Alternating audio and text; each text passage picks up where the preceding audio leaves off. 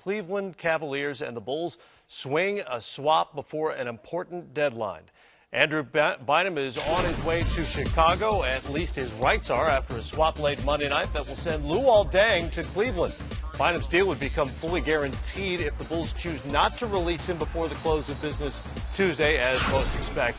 He was already excused from the team after a brief suspension for conduct detrimental to the team. So here are the details. Bynum, at least his rights, again, to Chicago, along with a first-round pick from the Kings, a pair of second-rounders, and the option to swap first-round picks with the Cavaliers in 2015. In return, the Cavaliers get Luol Deng, at least for the short term. He can become an unrestricted free agent this coming summer, but an all-star, two-way player, a defender as well for Cleveland. Let's start from the Cavaliers' point of view. How much sense does this make for them? Well, it makes a lot of sense for them for all those things you just said. Two-way player, been deep in the playoffs, and someone that can help out Kyrie and Dion Waiters on how to play the game the right way.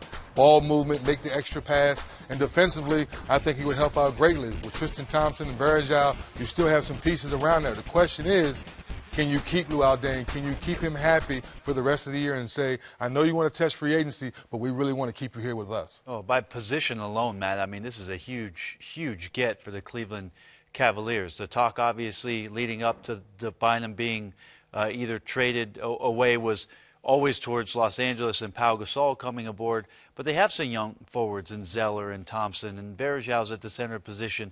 Then there was talks about Richard Jefferson and the small forward position. Now, nothing against Richard Jefferson, but a two-time All-Star in Luol Deng coming to Cleveland, right. And especially at that three position, it's a huge get for them. And for Andrew Bynum now, presumably the Bulls are going to release him before the close of business on Tuesday. That means he'll be available to anybody.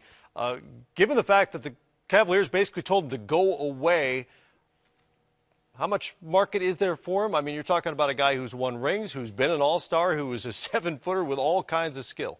It has to be a contender. It has to be someone like the Clippers. I think of Doc Rivers.